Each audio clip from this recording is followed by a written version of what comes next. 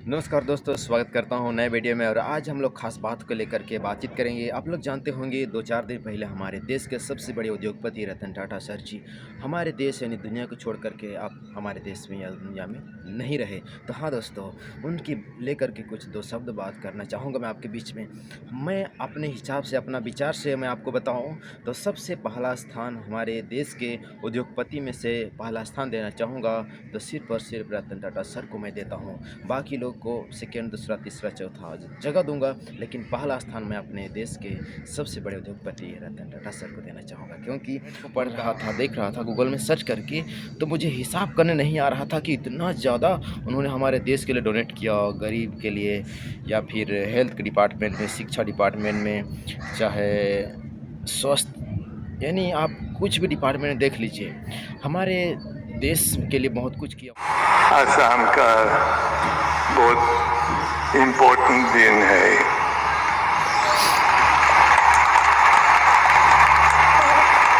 आज असम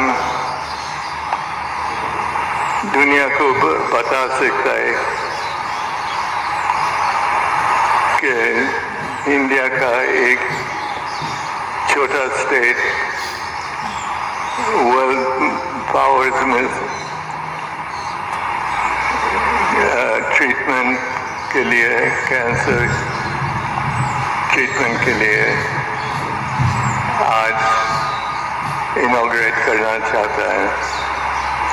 और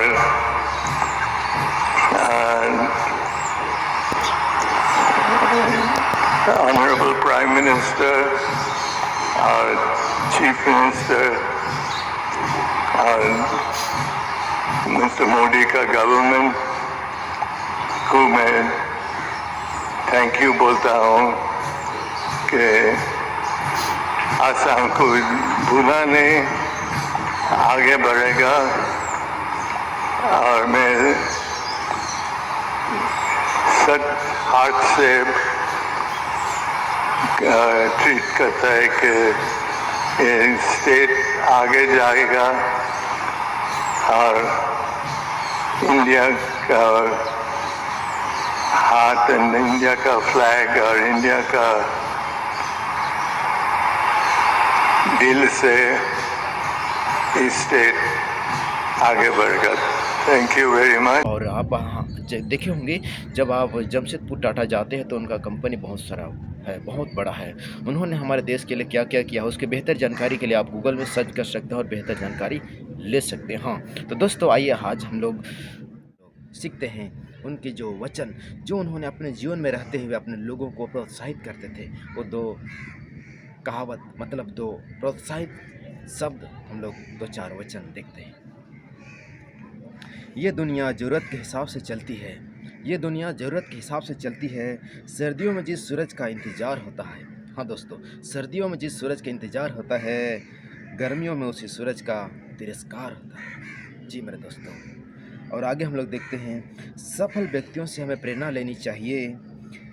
अगर वे सफल हो सकते हैं तो हम क्यों नहीं, परंतु प्रेरणा लेते समय आंखें खुली रखनी चाहिए। हाँ दोस्तों, हमारे इस जीवन में हम जब से पढ़ाई ख़त्म करते हैं, यानी पढ़ाई को हम एंड करते हैं, तब से हम अपनी सफलता की ओर आगे बढ़ने के लिए हम अलग अलग डिपार्टमेंट को चुनते हैं। कोई शिक्षा की क्षेत्र में आगे बढ़ता है, कोई हेल्थ के क्षेत्र में, तो कोई बिजनेस के क्षेत्र में, कोई किस क्षेत्र में। हर लोग अलग अलग क्षेत्र में आगे बढ़ना चाहता है और बढ़ते हैं। हाँ दोस्तों, अपने जीवन में हम बहुत कुछ करना चाहते हैं, पर उस वक्त हमें ध्यान देनी चाहिए कि हमारा निर्णय, हमारा डिसीजन से जो क्षेत्र में हम आगे बढ़ रहे हैं, उसमें हमारा व्यक्तित्व और हमारे देश और हमारे गांव और समाज को भी आगे की ओर, डेवलप की ओर बढ़ना, सीखना हर एक के लिए प्रेरणादायक होना चाहिए। ऐसा नहीं कि हमारे लिए बस फ़ायदा हो, बाकी लोग के लिए नहीं, ऐसा कभी नहीं होना चाहिए। जी मेरे दोस्तों, हम जानते हैं कि रतन टाटा सर का जन्म 1937 में हुआ था और उनका निधन 2024 में फ़िलहाल 2 दिन हो चुकी है। दोस्तों, उनका माँ पिता शादी हुआ और रतन टाटा का जन्म हुआ, और उनके माँ पिताजी का डिवोर्स हो गया, दोनों अलग अलग हो गए। और उनकी दादाजी जिसका नाम था नवाबाई रतन टाटा, उनका पालन पोषण किया, और वे एक पारसी जाति के थे। उनका उम्र 86 साल का था और निधन हो गए। और वे दोस्तों, इन बातों से आप क्या शिक्षा लेना चाहेंगे? क्या प्रेरणा लेना चाहेंगे एक-दूसरे की बातों से? हाँ, उनके जीवन को आप कभी अध्ययन करेंगे, उनका वीडियो कभी आप देखेंगे, तो आप जानेंगे कि उसके जीवन से आप क्या-क्या सीख सकते हैं, बहुत कुछ सीख सकते हैं। आप उसके बारे में रिसर्च कीजिए और बेहतर तरीका सीखिए और अपना जीवन को प्रोत्साहित कर कीजिए और आगे लेकर चलिए, जिस दिशा में बढ़कर आप सफलता की ओर आगे बढ़ सकते हैं। तो दोस्तों, इस वीडियो से आप क्या सीखे हमें कमेंट में ज़रूर बताइएगा। मिलते हैं किसी नए टॉपिक के साथ, तब तक अपना और अपना परिवार का ख्याल रखिएगा। भारत की जय हो।